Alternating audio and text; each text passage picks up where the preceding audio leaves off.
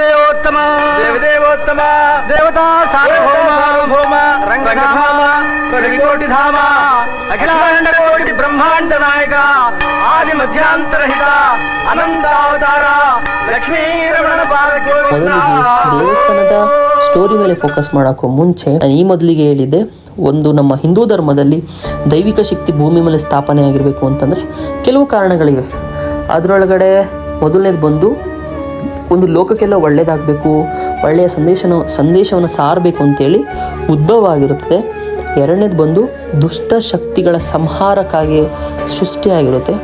ಮೂರನೇದು ಬಂದು ಪ್ರಮುಖ ಶಕ್ತಿಯಿಂದ ಅಂಶಗಳನ್ನ ಪಡೆದುಕೊಂಡು ದೈವಿಕ ಶಕ್ತಿಯಾಗಿ ಸ್ಥಾಪನೆ ಆಗಿರಬೇಕು. ಇನ್ನು ನಾನು ಕಂಡಾಗೆ ನಾಲ್ಕನೇದು ಬಂದು ಆರಾಧ್ಯ ದೈವಗಳ ಆರಾಧನೆ ಮಾಡುತ್ತಾ ತಮ್ಮ ಜೀವನವನ್ನೇ ಮುಡುಪಾಗಿಟ್ಟಿರ್ತಾರೆ. ಅಂಥವ್ರಿಗೂ ಕೂಡ ನಮ್ಮ ಹಿಂದೂ ಧರ್ಮದಲ್ಲಿ ಪೂಜನೀಯ ಸ್ಥಾನ ಸಿಕ್ಕಿದೆ. ಅದರಲ್ಲಿ ಎಕ್ಸಾಂಪಲ್ ಏನು ಅಂತಂದರೆ ರಾಘವೇಂದ್ರ ಸ್ವಾಮಿಗಳಾಗಿರ್ಬೋದು, ಸಿದ್ಧಾರೂಢ ಸ್ವಾಮಿಗಳಾಗಿರ್ಬೋದು, ಕೈವಾರ ತಾತಯ್ಯ ಆಗಿರ್ಬೋದು, ನಮ್ಮ ಚಿಕ್ಕಲ್ಲೂರು ಸಿದ್ದಪ್ಪಾಜಿ ಸ್ವಾಮಿ ಆಗಿರ್ಬೋದು, ಇವರೆಲ್ಲರೂ ಕೂಡ ಅದೇ ಇದರಲ್ಲಿ. ಇನ್ನು ನನಗೆ ಬೆಟ್ಟದ ರಂಗನಾಥ ಸ್ವಾಮಿ ದೇವಸ್ಥಾನ ನೋಡಿದಾಗ 5ನೇ ಪಾಸಿಬಿಲಿಟಿ ಕೂಡ ಇರ್ಬೋದು ಅನಿಸ್ತು. ಆ್ಯಂಡ್ ಅಚ್ಚರಿ ಆಗಿದೆ ಏನು ಅಂತಂದರೆ 4ನೇ ಒಂದು ಎಕ್ಸಾಂಪಲಲ್ಲಿ ಹೇಗಿದೆ ನಮ್ಮ ರಂಗವೇಂದ್ರ ಸ್ವಾಮಿಗಳಾಗಿರ್ಬೋದು, ಎಲ್ಲರೂ ಆಗಿರ್ಬೋದು, ಹೇಗೆ ಅಂತಂದ್ರೆ ಅವರ ಅಂತ್ಯಕಾಲದಲ್ಲಿ ಪರಮಾತ್ಮನಲ್ಲಿ ಹೋಗಿ ಐಕ್ಯ ಆಗಿದೆ. ಅದಕ್ಕೆ ಅವ್ರಿಗೆ ಪೂಜನೀಯ ಸ್ಥಾನ, ಅವರಿಗೆ ಗದ್ದುಗೆಗಳಿಗೆ ಪೂಜನೀಯ ಸ್ಥಾನ ಸಿಕ್ಕಿದ್ದು. ನಾವು ಅವ್ರನ್ನ ಆರಾಧನೆ ಮಾಡ್ತೀವಿ, ಗುರುಗಳಾಗಿ ನಮ್ಮ ಹತ್ರ ಇಟ್ಕೊಂಡು ಗುರುಗಳಾಗಿ ನಾವು ಪೂಜಿಸ್ತೀವಿ.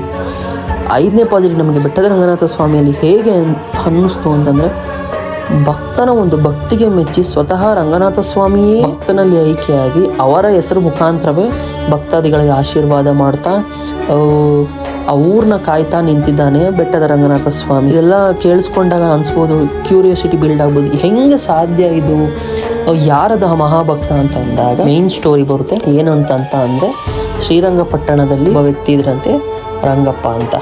ಅವರು ಶ್ರೀರಂಗನಾಥ ಸ್ವಾಮಿ ಅಂದರೆ ಶ್ರೀರಂಗಪಟ್ಟಣದ ರಂಗನಾಥ ಸ್ವಾಮಿಯ ಪರಮ ಭಕ್ತ ಅಂತೆ. ಭಕ್ತಿಗಿಂತ ಆ ರಂಗನಾಥ ಸ್ವಾಮಿಯ ಮೇಲೆ ಪ್ರೀತಿ ಜಾಸ್ತಿ ಅಂತ. ಹೀಗೆ ಅವ್ರ ಜೀವನ ನಡೆಸ್ತಾ ಇರುವಾಗ ಹೆಂಡತಿ ಮಕ್ಕಳು ಎಲ್ಲ ಜೀವನ ನಡೆಸ್ತಾ ಇರ್ಬೇಕಾದ್ರೆ ಒಂದು ಟೈಮಲ್ಲಿ ಅವ್ರಿಗೆ ಇದೆಲ್ಲ ಶೂನ್ಯ, ಇವೆಲ್ಲ ಏನೂ ಇಲ್ಲ, ಭಕ್ತಿಯ ಮಾರ್ಗ ಒಂದೇ ಮೋಕ್ಷ ಸಿಗೋದು ಅನ್ನೋ ಒಂದು ಅರಿವಾಗಿ ಎಲ್ಲವನ್ನು ಬಿಟ್ಟು ಸನ್ಯಾಸತ್ವವನ್ನು ಸ್ವೀಕರಿಸ್ಕೊಂಡು ಮುಂದಿನ ಉಳಿದಿರುವಂತಹ ಜೀವನನ ಮುಂದುವರ್ಸೋಣ ಅಂತೇಳಿ ಇರೋ ಜಾಗದಿಂದ ಹೊಡ್ತಾರಂತೆ. ಹೀಗೆ ಹೋಗ್ತಿರ್ಬೇಕಾದ್ರೆ ತಮ್ಮ ಸಂಬಂಧಿಕರು ಗುನ್ನಾಗೆರೆ ಗ್ರಾಮದಲ್ಲಿ ಇರ್ತಾರೆ. ಸೊ ಹೋಗಿ ಆ ಸಂಬಂಧಿಕರನ್ನೆಲ್ಲ ಮಾತಾಡ್ಸ್ಕೊಂತ ತಮ್ಮ ಮುಂದಿನ ದಾರಿನ ಸಾಗಿಸೋಣ ಅಂತೇಳಿ ಪ್ಲ್ಯಾನ್ ಮಾಡ್ಕೊತಾರೆ.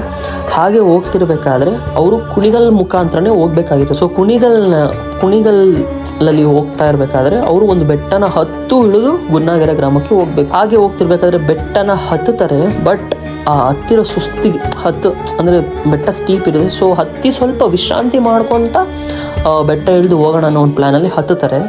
ಹತ್ತಿದ ಮೇಲೆ ಅಲ್ಲಿ ವಾತಾವರಣಕ್ಕೆ ಏನು ಅನ್ಕೊಂಡು ಸ್ವಲ್ಪ ರೆಸ್ಟ್ ಮಾಡಿ ಹೋಗೋಣ ಅಂತೇಳಿ ಅಂದ್ಕೊಂಡು ಅಲ್ಲೇ ಇರ್ತಾರೆ. ಅಲ್ಲಿದ್ದಂತಹ ಒಂದು ವಾತಾವರಣಕ್ಕೆ ಅವ್ರು ಏನು ಮಾಡ್ತಾರೆ, ಯಾಕೆ ನಾನು ಇಲ್ಲೇ ಇರಬಾರ್ದು, ಇಲ್ಲೇ ಜನಗಳಿಗೆ ಸಹಾಯ ಮಾಡ್ತಾ ಶ್ರೀರಂಗನಾಥನ ಒಂದು ಸ್ಮರಣೆ ಮಾಡ್ತಾ ಇಲ್ಲೇ ಯಾಕೆ ನಿಮ್ಮ ಮುಂದಿನ ಜೀವನ ನಡೆಸಬಾರ್ದು ಅಂತೇಳಿ ಅಲ್ಲೇ ವಾಸ ಆಗ್ತಾರೆ. ಅಲ್ಲಿ ಕುರಿ ಮೇಯ್ಸೋಕ್ಕೆ, ಆಡು ಮೇಯ್ಸೋಕ್ಕೆ ಅಥವಾ ದನ ಕಾಯೋಕ್ಕೆ ಬರ್ತಿದ್ದ ಜನಗಳು. ಹೀಗೆ ಇವ್ರ ಜೊತೆ ಮಾತಾಡ್ತಾ ಇವ್ರ ಶಕ್ತಿಗಳನ್ನ ಸ್ಟಾರ್ಟ್ ಮಾಡ್ತಾರೆ. ಈ ಪರಮಾತ್ಮ ಆಲ್ರೆಡಿ ಅವರಿಗೆ ಶಕ್ತಿ ಕೊಡೋಕ್ಕೆ ಸ್ಟಾರ್ಟ್ ಮಾಡಿರ್ತಾನೆ. ಏನೇ ಒಂದು ಕಷ್ಟ ಹೇಳ್ಕೊಂಡ್ರೆ, ಇವಾಗ ಕುರಿ ಕಾಯೋರಾಗಿರ್ಬೋದು, ದನ ಕಾಯೋರಾಗಿರ್ಬೋದು, ಏನೇನಾರ ಕಷ್ಟ ಹೇಳ್ಕೊಂಡ್ರೆ ಅದಕ್ಕೆ ಚಿಕ್ಕ ಪರಿಹಾರ ಹೇಳ್ತಾ ಇವ್ರಿಗೆ ಪರಿಹಾರ ಏನು ಹೇಳ್ತಿದ್ರು ಅದರಿಂದ ಅವ್ರ ಕಷ್ಟ ಎಲ್ಲ ತೀರ್ತಿತ್ತಂತೆ. ಹೀಗೆ ಹೋಗ್ತಾ ಹೇಗಾಯಿತು ಅಂತಂದರೆ ಪರಮಾತ್ಮನ ಶಕ್ತಿ ತುಂಬ ಪ್ರಭಾವ ಬೀರಕ್ಕೆ ಸ್ಟಾರ್ಟ್ ಆಯ್ತಂತೆ ರಂಗಪ್ಪನ ಮೇಲೆ. ಇವ್ರು ಹೆಂಗೆ ಭಕ್ತರು ಯಾವ ರೇಂಜಿಗೆ ಅಂದರೆ ಏನೇ ಕಷ್ಟ ಹೇಳಿದ್ರು ಅವ್ರಿಗೆ ಪರಿಹಾರ ಸಿಕ್ತಿತ್ತಂತೆ. ಇವರು ಸಾಕ್ಷಾತ್ ಶ್ರೀ ರಂಗನಾಥ ಸ್ವಾಮಿನ ರಂಗಪ್ಪನಲ್ಲಿ ಕಾಣಲು ಸ್ಟಾರ್ಟ್ ಮಾಡಿದ್ರಂತೆ ಜನಗಳು. ಆ್ಯಂಡ್ ಇವ್ರು ಯಾವಾಗಲೂ ಹೇಗೆ ರಂಗನಾಥ ಸ್ವಾಮಿಯು ಬಲಗೈನ ತಲೆ ಹತ್ರ ಹಿಡ್ಕೊಂಡು ಮಲಗ್ತಿದ್ರು, ರಂಗಪ್ಪನವರು ಅದೇ ರೀತಿಯಲ್ಲಿ ಎಡಗೈನ ಹಿಡ್ಕೊಂಡು ಮಲಗ್ತಿದ್ರಂತೆ. ಸೊ ಅವರು ಅಂದರೆ ಅವ್ರ ಕಾಲ್ಪನಿಕದಲ್ಲಿ ಶ್ರೀರಂಗನಾಥ ಸ್ವಾಮಿ ಎಡಶಯನಾಗಿ ಮಲಗಿದ್ರು ಅಂತ ಹೇಳಿ ಕಕ್ಕೆ ಮರದ ಮೇಲೆ ದಿನೇ ಡೇ ಬೈ ಡೇ ಒಂದು ಚೂರು ಕೆತ್ತಕ್ಕೆ ಸ್ಟಾರ್ಟ್ ಮಾಡ್ತಾರೆ.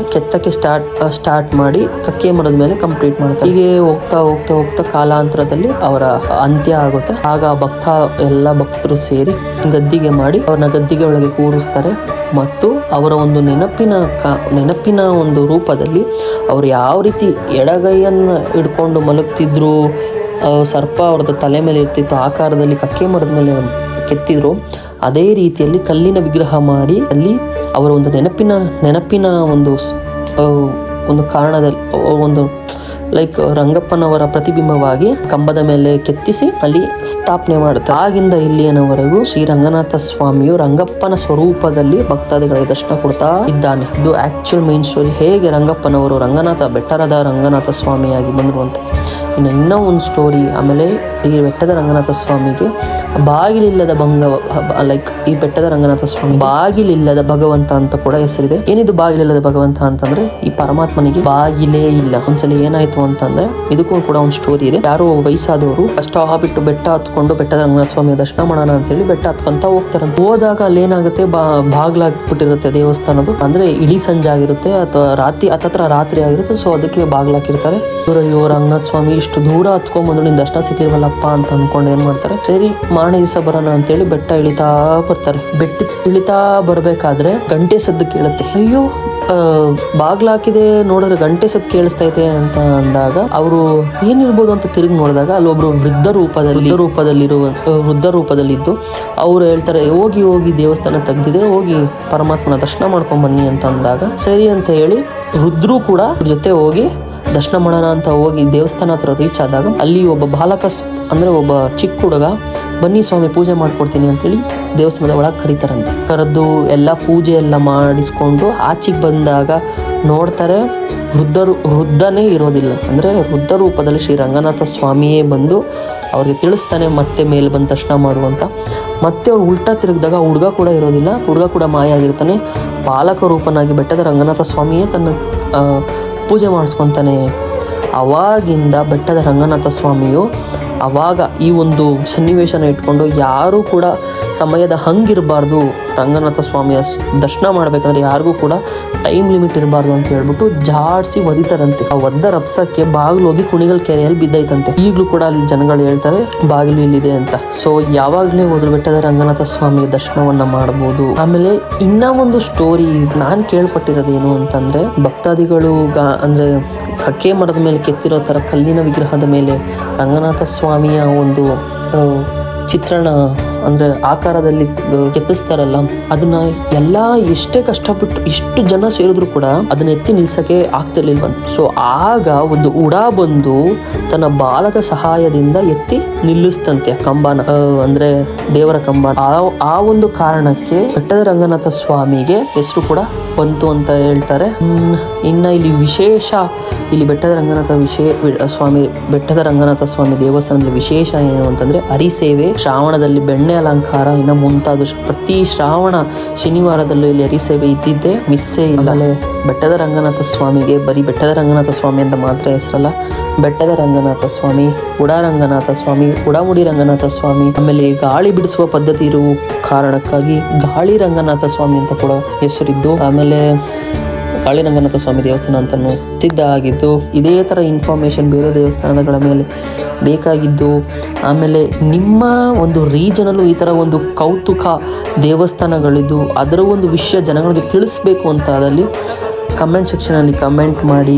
ಇದೇ ರೀತಿ ವಿಡಿಯೋಗಳಿಗಾಗಿ do subscribe engineer Kannadiga YouTube channel. ಧನ್ಯವಾದಗಳು.